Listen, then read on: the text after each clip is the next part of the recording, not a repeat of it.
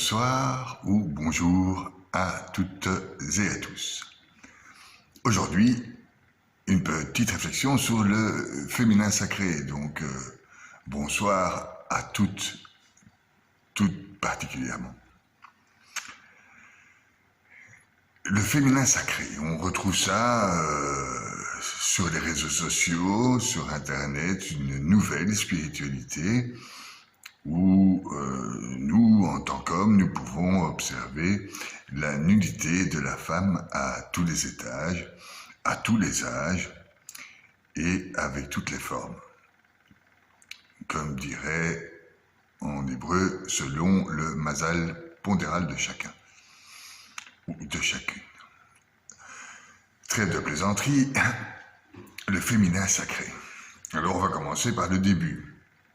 Vous savez tous ce que c'est le féminin. Donc le féminin, c'est ce qui est propre à la femme, à l'inverse du masculin. Alors, féminin sacré, il y a sacré. Alors, qu'est-ce que le sacré?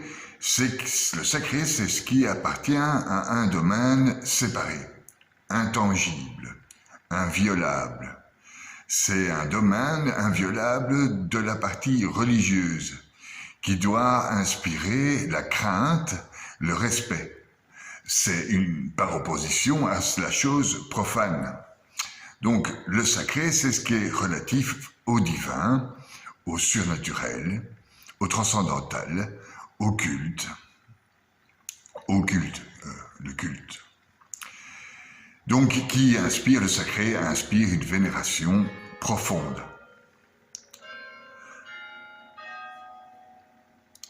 Un respect religieux. Donc, c'est ce qui caractérise fondamentalement le sacré, la pensée des religions, en général, des philosophies quand il s'agit du bouddhisme. Elle est souvent considérée comme l'essence même de la religion. Profane. Par contre, c'est bien l'inverse. Profane, c'est ce qui est dépourvu totalement de caractère religieux et sacré, qui a attrait au domaine purement humain, temporel, purement terrestre, purement matériel, le profane. Pour vous parler et pour faire cette étude sur ce fameux féminin sacré, qui vous le verrez ne l'est pas du tout, commençons par voir un peu ce que dit le sacré du sacré. Ce qu'on voit dans la Bible, la Torah, etc. On va commencer par la page 1 de la Bible, la Genèse, enfin la page peut-être 3 ou 4 selon la grandeur de votre Bible, Genèse chapitre 2. Dieu fait à l'origine le ciel, etc. Et aucun buisson n'était encore présent sur la terre, aucune herbe n'avait poussé, parce que le Seigneur Dieu n'avait pas encore fait pleuvoir sur la terre. Il n'y avait pas d'homme pour travailler le sol, mais une source montait, donc on était au paradis, mais une source montait de la terre et irriguait toute la surface du sol. Alors le Seigneur Dieu modela l'homme avec la poussière tirée du sol. Il insuffla dans ses narines le souffle de vie et l'homme devient un être vivant. Le Seigneur Dieu planta dans le jardin d'Éden, donc dans le paradis, à l'Orient, il plaça l'homme qu'il avait modelé. Le Seigneur Dieu fit pousser sur le sol tous les aspects d'arbres à l'aspect désirable, aux fruits savoureux. Il y avait aussi l'arbre de vie au milieu du jardin, etc., etc., etc. Donc, selon la Bible, si nous la lisons, eh bien, le paradis, il est bien terrestre, il est sur terre. C'est pourtant l'inverse que nous avons tendance à penser quand on pense au paradis, on le voit bien au ciel. ou dans les cieux. Il y a de fait, nous, créatures, nous sommes attachés dans les cieux grâce à la divinité, à Dieu, avant le péché originel. Après le péché originel, tout changea. Ils se rendit compte qu'ils étaient nus. Ils durent travailler pour vivre. Et ils eurent un habit de peau. Ils accouchaient dans la douleur. Ils sont devenus matériels. Ils ont créé le mouvement du désir et des passions, entre autres. Mais on va pas parler du péché originel. Le fait est que nous avons perdu, Adam Arishon a perdu le paradis sur terre du fait qu'il s'est détaché de Dieu. Il s'est pris, entre guillemets, pour Dieu, c'est ce que le serpent avait proposé à Ève. Donc, Adam Arishon était hors de Dieu.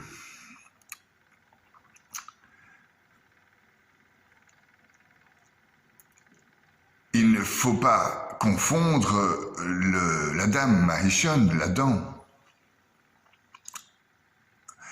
avant la chute, comme étant dans un monde, comme aujourd'hui, abandonné au désordre, convaincu par Satan de faire tout de manière désordonnée. C'est-à-dire pas dans la direction divine. C'est-à-dire hors de Dieu. Dans son corps, l'âme est alors perdue. L'âme dépendant de la raison, dont le libre arbitre est le régisseur de l'esprit, et la matière, le guide fatidique de la trajectoire qui ne peut mener qu'à la débauche de l'animal. Enfin, nous avons quitté le paradis parce que nous avons quitté Dieu.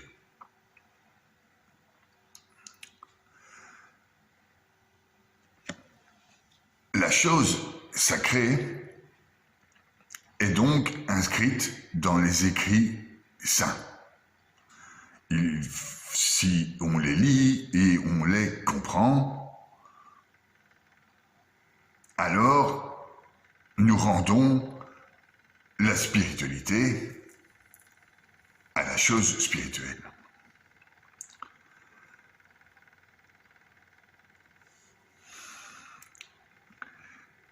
Ce que je voulais expliquer avec cette histoire de chute, c'est que le paradis est sur terre. Et en Matthieu 16, 19, Jésus dit à Pierre, « Je te donnerai les clés du royaume des cieux. Tout ce qui sera lié sur la terre sera lié dans les cieux. Et tout ce que tu auras délié sur la terre sera délié dans les cieux. » Notre âme est à la fois insufflée de Dieu dans notre corps et dans les cieux, dans le troisième monde au-dessus des anges. Donc tout ce qu'on fait ici va se délier dans les cieux, comme en parallèle. Loin de moi de vous parler aujourd'hui des anges gardiens, etc. Dans le psaume 115 de David, à l'alinéa 16, il est dit « Les cieux sont les cieux de l'Éternel, mais il a donné la terre au Fils de l'homme. » Donc, là À ce niveau se retrouve la chose sacrée, la chose transcendantale, la chose religieuse, la chose dont on doit avoir la crainte. L'acte sacré, réellement sacré, n'apporte pas la guerre. L'acte saint unifie avec amour l'autre et la planète. Donc plus de problème de dérèglement climatique, etc. Si nous étions dans le sacré. Dans le couple alors, parce que c'est là où je veux en venir avec ce féminin sacré, l'homme et la femme. Que dit l'écrit? Voilà, c'est magnifique, voilà, si vous dites ça à votre femme, elle va être subjuguée. Voilà l'os de mes os, la chair de ma chair. Il s'attachera à sa femme et tous deux ne feront plus qu'un. C'est en Genèse 2, une déclaration d'amour sacré. Est-ce qu'on en est là aujourd'hui dans les couples, dans notre société occidentale? Je ne crois pas, non. Aujourd'hui, nous avons oublié le sacré et la plupart des couples, ils sont 66% à tenir ensemble. Dans ces 66%, beaucoup restent ensemble pour la chose matérielle, les arrangements de la vie, les enfants par exemple, etc. Donc on va dire qu'il y a 66% de couples réussis. Avec 70% des gens en Occident, plus ou moins, qui sont sous antidépresseurs. Ils ont un manque, le manque de la chose réellement spirituelle, qui doit être remplacée par du spirituel et non par du profane. J'y viendrai. L'éducation au sacré ne se fait plus, est devenue complètement marginale. Nous inventons, ou ils inventent, d'autres spiritualités tirées d'un peu partout, du taoïsme, du bouddhisme, du zen, de la chrétienté, du judaïsme, sans du tout approfondir le domaine concerné. Ils n'ont rien lu, ils ont lu 3 lignes de trucs et ils font une philosophie et une spiritualité. Ici, il faut savoir qu'en Occident,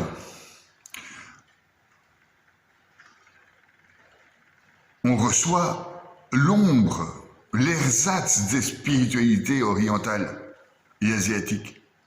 Pour les connaître et les comprendre tout au fond, il nous faut entrer réellement, se mettre entièrement dans les grandes traditions religieuses. Beaucoup plus complexes que les 3 pages qu'on retrouve sur Internet ou sur les réseaux sociaux. Où en est donc cette spiritualité qui nous parle de féminin sacré? Dans les choses sacrées, où en est ce féminin sacré? Je bâtirai ma réflexion sur une phrase magnifique retrouvée en Matthieu 7,6. Ne donnez pas aux chiens ce qui est sacré. Ne jetez pas vos perles aux pourceaux, de peur qu'ils ne les piétinent, puis qu'ils se retournent pour vous déchirer.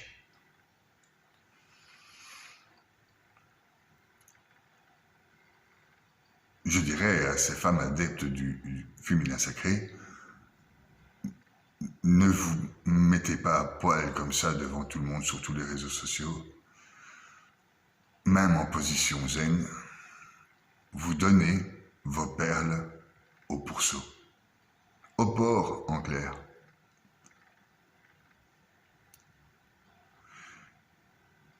Je vais continuer, parce que là c'était le Nouveau Testament en Matthieu, je vais continuer ma réflexion sur ce qui est sacré dans ce féminin, mais réellement sacré. Par vous citez Ézéchiel dans l'Ancien Testament. Dans l'Ancien Testament, cette phrase magnifique, tout d'abord, ils ne feront plus qu'un. C'est merveilleux, ça nous parle le sacré, de l'amour inconditionnel. Il n'y a pas de condition, c'est l'amour inconditionnel à tous les étages dans le sacré. Il n'y a en aucun cas dans le sacré une question de pouvoir du masculin sur le féminin ou du féminin sur le masculin ou d'utilisation des atouts féminins pour avoir du pouvoir sur le masculin. Il y a dans le sacré une réelle communion, ce qu'on ne retrouve pas du tout dans cette nouvelle spiritualité. Dans Ézéchiel, donc bien avant Jésus-Christ, je passerai près de toi, je te regarderai, et voici, ton temps était là, le temps des amours. J'étendis sur toi le pan de ma robe, je couvris ta nudité. Je te jurerai fidélité, je fis alliance avec toi, dit le Seigneur l'Éternel, et tu fus à moi. C'est merveilleux.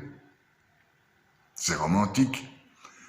Et je vous passe l'entièreté du cantique des cantiques qui parle très très bien de l'amour sacré qui n'a rien à voir avec les théories ce que je vais développer, que je vais essayer de vous montrer.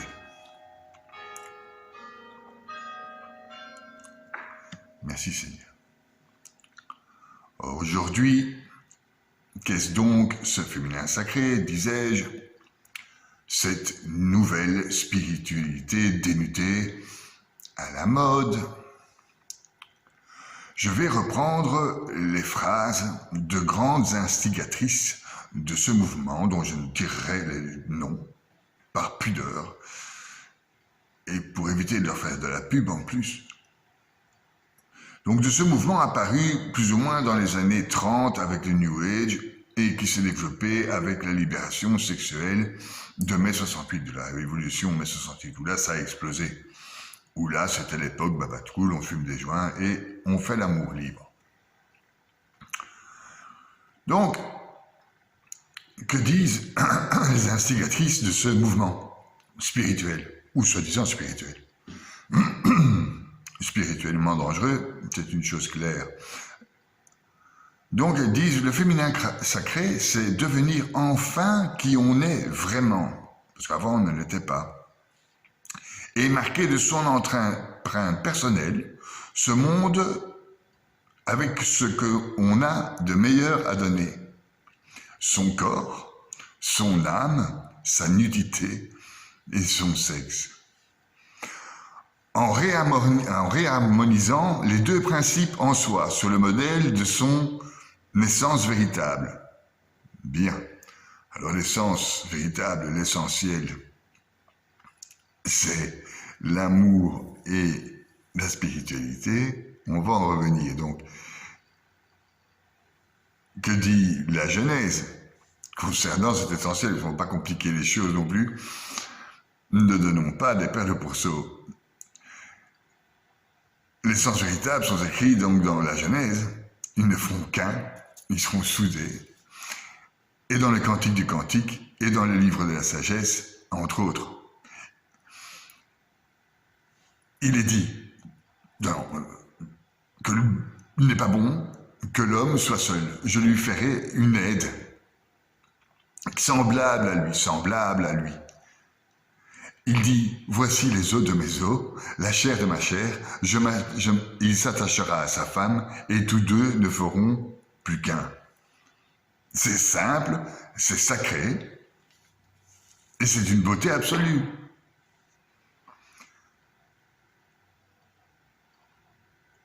Elle continue dans sa pseudo-spiritualité en affirmant qu'un équilibre alors s'opère au sein de la femme dans son quotidien et la fait obéir à la puissance de la création par soi-même. La puissance de la création par soi-même. Il y a un créateur, il s'appelle Dieu. D'où vient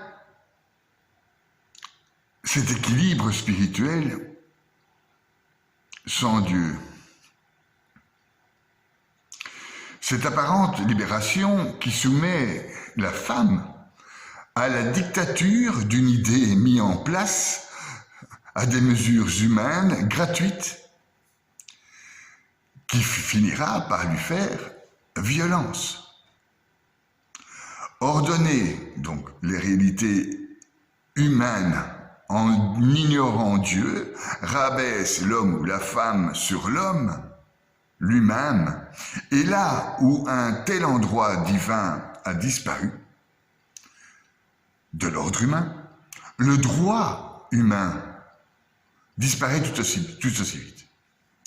Parce qu'il manque la pierre d'angle qui soutient l'édifice de l'humanité, qui est sacré, comme je vous ai expliqué au début. Le paradis est sur terre et aussi dans les cieux. Les choses sacrées existent et il faut les respecter. Il s'agit de tout réduire aujourd'hui à des proportions purement humaines et de faire abstraction de tous les principes d'ordre supérieur. Il nous faut rattraper cette décadence qui continue encore aujourd'hui et qui a été entamée par l'Empire gréco-romain.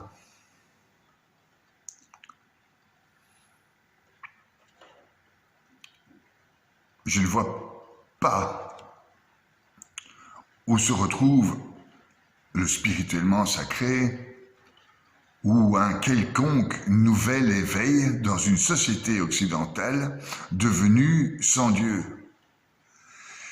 Là où il y a juste que du voyeurisme, c'est très esthétique le féminin sacré, figurez-vous, tapez sur Internet, vous allez trouver ça merveilleux. En tant qu'homme, c'est affriolant, appétissant, mais ça n'a rien de sacré. Donc c'est du voyeurisme. C'est du voyeurisme qui laisse la place à la curiosité saine. C'est dommage. C'est le profane qui se met à discuter des choses sacrées, d'en contester le caractère et l'existence. C'est l'inférieur, aujourd'hui, qui juge le supérieur, l'ignorant qui impose les bornes à la sagesse, l'erreur qui prend le pas sur la vérité, l'homme ou la femme qui prend le pas sur Dieu. Rien de nouveau sous le soleil, comme dirait l'Ecclésiaste Côtelet. Rien de nouveau sous le soleil. Une démarche purement égotique et même égocentrique. Tout est vanité, disait le Côtelet, détruisant de fait, avec cette nouvelle spiritualité, tout le sacré féminin que j'ai énoncé précédemment. La complétude, l'unité, l'amour désintéressé. Tout ça est énoncé dans la Bible et dans les livres des sages. Mais ça ne s'arrête pas là. On va jusqu'à l'inintelligibilité, donc l'incompréhensible total. Où cette spiritualité la frise le ridicule spirituel. Écoutez, si vous comprenez quelque chose, là, faites-moi un mot en dessous et expliquez-moi. Là, il faut vraiment m'expliquer. Cultiver cette énergie en soi par le troisième œil. Lui. Ok. Ok. La glande pinéale, j'ai fait des capsules sur la glande pinéale et j'ai sur les 7 chakras et sur les nouvelles spiritualités. Enfin bon, cultiver cette énergie en soi par le troisième œil. Donc cultiver par le troisième œil aide à développer sa créativité pour formuler un concept ou juste exprimer qui on est. Donc, je ne comprends pas, moi, personnellement. Cultiver cette énergie en soi par le troisième œil aide à développer sa créativité pour formuler un concept ou juste exprimer qui on est. Ça ne veut carrément rien dire. Du vent dans un violon. Cette nouvelle religion nous dicte même, figurez-vous, des commandements. Les commandements du féminin sacré. Le commandement numéro 1 est le positionnement juste. Écoutez bien, en plaçant ses envies et ses désirs au centre de sa vie. Bon. Ce qui correspond au culte du moi au détriment de au détriment du nous, au détriment de ce qui pourrait construire un nous. Allons-y. En plaçant ses envies et ses désirs au centre de sa vie. C'est exactement le motif, le message, quand on étudie la principale cause de la chute d'Adam et Ève dans le jardin d'Éden. Donc le paradis, là, on l'a perdu, si vous suivez ça, on l'a perdu. C'est la cause de la chute. Ce message entraîne tout droit à l'enfer terrestre. Tu enfanteras dans la douleur, et tu as vu que tu es nu, etc. C'est grave. Ça, c'est le commandement numéro 1. Attendez, il y en a un suivant, il y en a un 2. Ayant un rapport avec autrui, d'égal à égal. Ok, là, on va pas polémiquer sur le rôle de la femme et de l'homme, parce que ça ferait une autre capsule. Ok, pour égal à égal, c'est dans l'air du temps, mais alors, pour être égal à égal, admettons que ce soit possible, il faut nous connaître nous-mêmes, dans soi, nous respecter. Et quand on a ça, on respecte l'autre. Ce travail, c'est un travail qui peut durer toute une vie. Et certains n'y arriveront pas pendant leur vie. En fait, c'est le travail que Jésus nous demande de faire en Matthieu 22, 39, c'est son deuxième commandement. Aime ton prochain comme toi-même. Tu n'aimeras qu'un seul Dieu, aime ton prochain comme toi-même. J'ai fait une capsule sur... vous pouvez le voir si vous cherchez sur ma chaîne YouTube. C'est très compliqué. Enfin bon, admettons, c'est leur deuxième commandement, on va se respecter. Vive le féminin sacré. Le troisième commandement, c'est reparti dans un délire, l'affirmation de son pouvoir créateur en se reconnectant à sa créativité, personnelle, en osant la révéler à partir de ses talents naturels. Alors, naturel, je ne vais pas vous faire un dessin, ses talents naturels et ses dons. Et c'est comme ça qu'on les voit à poil sur Facebook. Hein. C'est pas méchant ce que je dis, c'est vrai. Donc,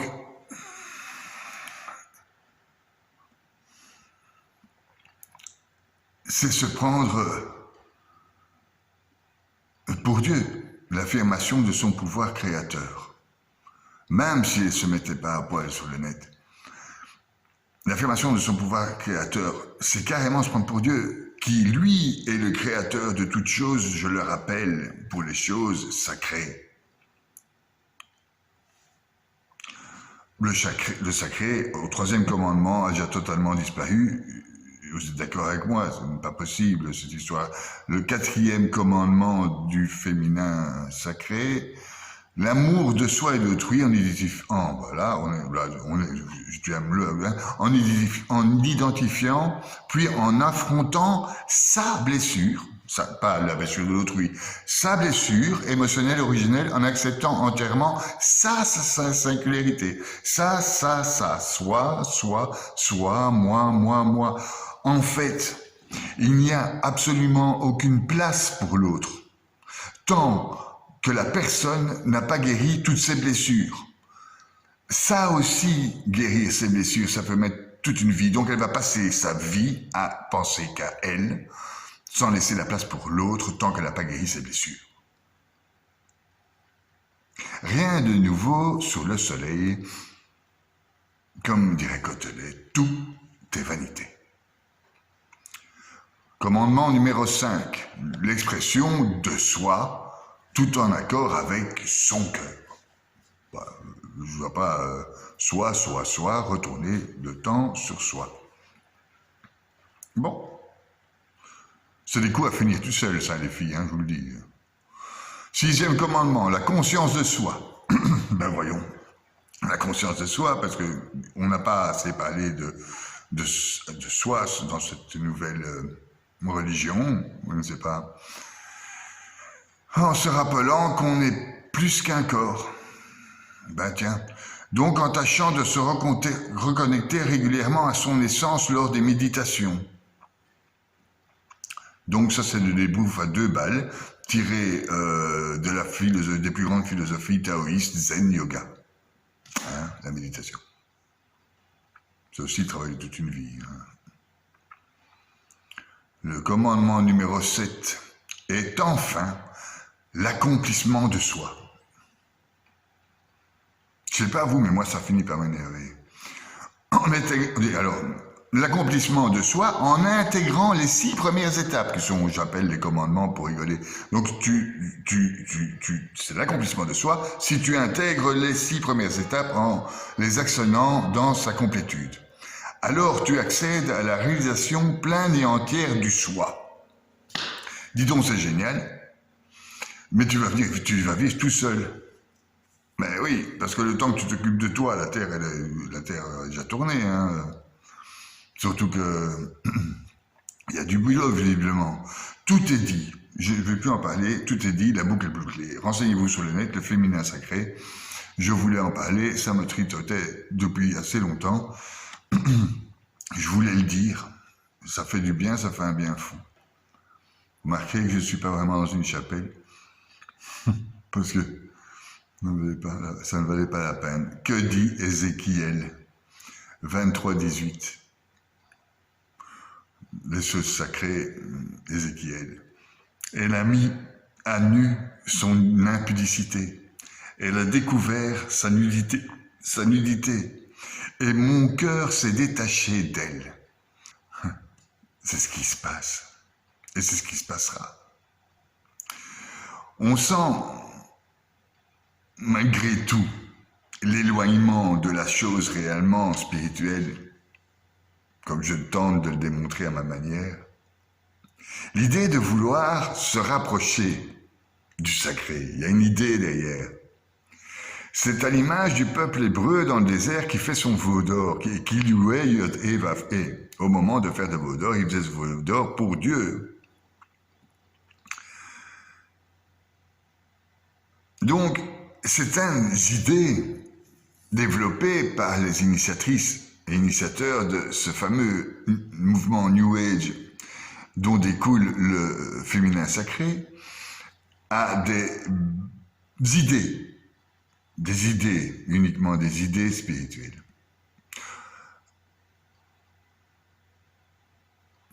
Par exemple, il n'y a pas que du négatif, soyons positifs. Elle s'aime telle qu'elle est, et c'est ça qui la rend irrésistible. Mais oui, les femmes. Mais oui, mesdames.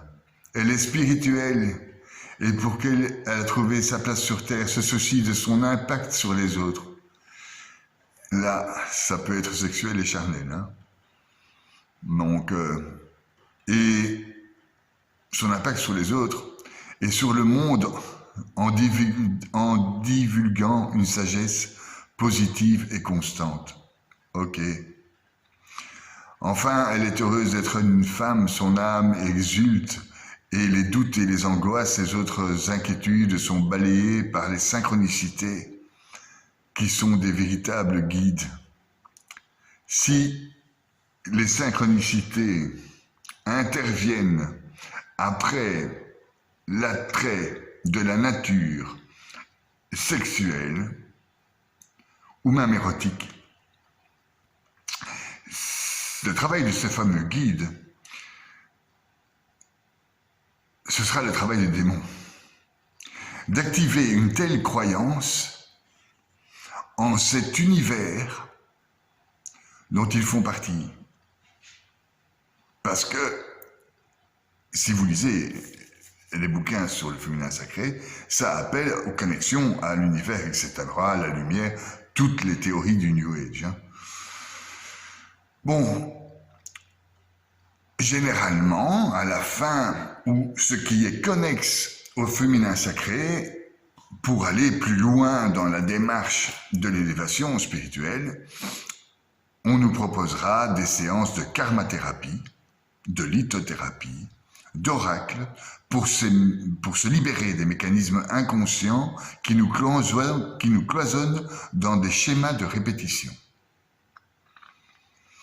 Alors là, les choses sacrées, la Bible, la Torah et toutes les religions confondues, disent concernant ces pratiques d'oracle et de magie, est parfaitement clair.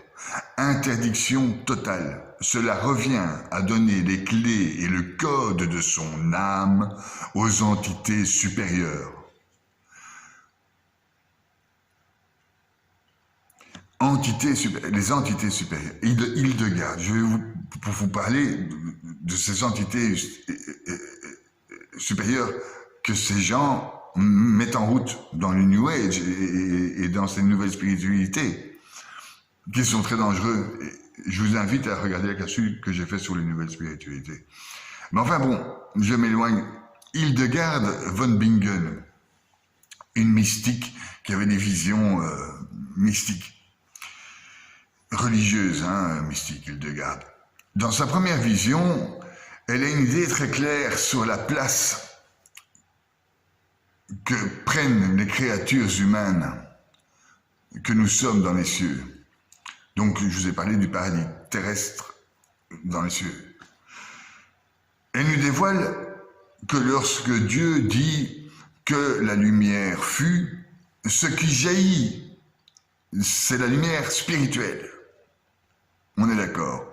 Cette lumière, ce sont les anges, tous les anges confondus. Ce sont aussi bien ceux qui refusèrent de trahir la fidélité qu'ils avaient envers Dieu, et ceux qui tombèrent dans les affres d'une ténèbre dépourvue de toute lumière. Les bons anges et les mauvais anges. Refusant de se convertir à la vraie lumière, celle qui périssait, celle où ils persistaient dans toute éternité, dans une gloire antérieure à toutes les origines, ils étaient désireux, dans ces ténèbres, de créer une œuvre semblable à celle qu'avait créée Dieu. Œuvre dont l'existence, pour eux, était d'une impossibilité. Et donc, confia à la place de l'ange déçu, la place de l'homme. Et il chargea l'ange déchu de parachever la gloire de Dieu, ce que refusa le dit ange. Donc Dieu éveilla une autre vie et revêtit d'un corps cette vie, celle de l'homme. Alors Dieu confia la place et l'honneur de l'ange déchu. Il chargea de parachever la gloire de Dieu, ce que refusa le dit ange. Voilà ce que dit exactement Hildegard von Bingen. Donc, nous sommes nés des ténèbres quelque part. Et c'est facile pour nous d'y retourner. C'est beaucoup plus facile que d'aller vers la lumière. C'est ça la spiritualité, c'est d'aller vers la lumière. C'est compliqué, ça demande un effort sur soi-même, ça demande de sortir de sa zone de confort. Dans les nouvelles spiritualités, celle du féminin sacré, le danger réside dans l'emploi de métaphores tirées des vraies religions, des vraies philosophies, le zen, le bouddhisme, le taoïsme, la chrétienté, le judaïsme, et de tirer de ces religions les images. Uniquement les images. Le danger qui réside alors, c'est la confusion et la manipulation du discours, due à la non-connaissance du sujet.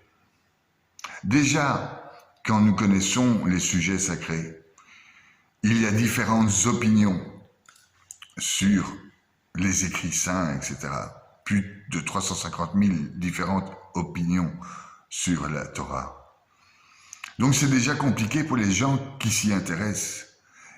Vous comprenez bien que pour les gens qui ne s'y intéressent pas du tout, on tombe dans la folie la plus furieuse. Cette nouvelle spiritualité et les nouvelles spiritualités du New Age, issues du New Age, sont toutes instatiques. Instatique, donc c'est-à-dire tourner vers soi, et non extatique, tourner vers l'autre. Et donc le soi, et tout le temps soi. Ces spiritualités vont alors jusqu'à détruire la relation qu'on a avec l'autre, l'amour, le couple, la vie, par un horrible manque de pudeur et d'humilité intellectuelle.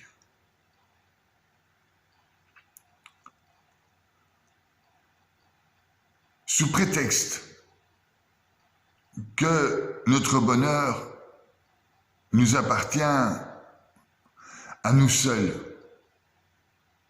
ce que les spirituels et les gens qui étudient le sacré sont unanimes pour dire que non, notre bonheur appartient à Dieu le Créateur. Nous avons l'unique possibilité d'utiliser notre libre arbitre pour faire le bien, pour nous et les autres. Je m'éloigne. Donc, le prétexte, le leitmotiv, que le bonheur nous appartient à nous seuls, que nous en sommes les maîtres. Eh bien, sachez que c'est le travail de ce dit ange déchu, auquel on a pris la place d'après Hildegard. J'ai trouvé l'image très belle. C'est son travail. C'est ce qu'il a dit à Ève dans le jardin d'Éden. Donc c'est bien le travail du dit ange qui prend en charge alors cette nouvelle spiritualité.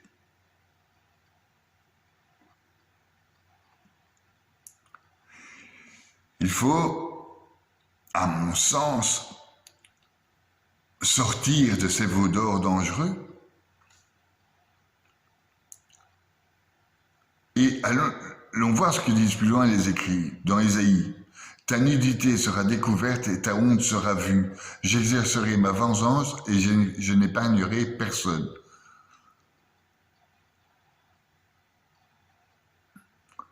En Romains 8,35, Paul nous parle, il dit, qui nous sépare de l'amour du Christ, donc de l'amour de Dieu pour nous chrétiens. Ce sera la tribulation ou l'angoisse, ou la persécution, ou la faim, ou la nudité, ou le péril, ou l'épée.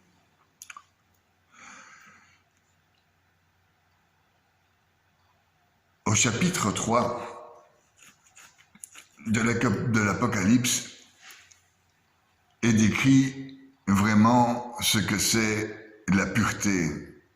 Et là, je fais lien avec cette pureté féminine que nous désirons, nous les hommes. Pourtant, tu en as qui n'ont pas sali leurs vêtements. Habillés de blanc, ils marcheront avec moi, car ils sont dignes. Le blanc, c'est la couleur du sacré. C'est la couleur que cette nouvelle philosophie utilise pour masquer l'œuvre obscure et ténébreuse du désireux usurpateur. Ces sortes de gens sont des faux apôtres, des fraudeurs, qui se déguisent en apôtres spirituels. Mais ça n'a rien d'étonnant, dit en 2 Corinthiens 11. Ça n'a rien d'étonnant. Satan lui-même se déguise en ange de lumière. Il n'est donc pas surprenant que ses serviteurs aussi se déguisent en serviteurs de la justice de Dieu. Ils auront une fin conforme à leurs œuvres. Donc revenons à cette blancheur utilisée dans le sacré et utilisée aussi comme image par cette nouvelle spiritualité.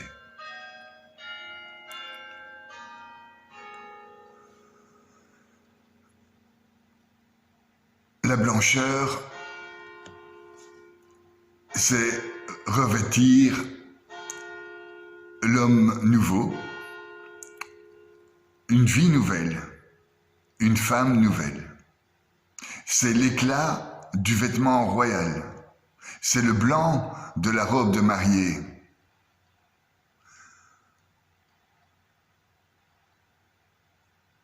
C'est les vêtements brillants dont parle saint Augustin. C'est la parole visible inscrite dans la mémoire de leur nouvelle vie, dit-il toujours. C'est une lumière, ce blanc, qui marque aussi une exigence de conserver cette blancheur spirituelle, nous dit saint Cyril. De faire briller la lumière par les œuvres. Par les œuvres, les actes, nous dit saint Jean Chrysostome. Le vêtement blanc est le vêtement du salut, nous dit Isaïe. Ceux qui marcheront avec le Seigneur seront habillés de blanc, dit l'Apocalypse. Les élus du ciel seront en robe blanche, etc., etc. Eh bien, c'est de cette blancheur-là, c'est de cette pureté-là que devrait être revêti de toute éternité le sacré féminin.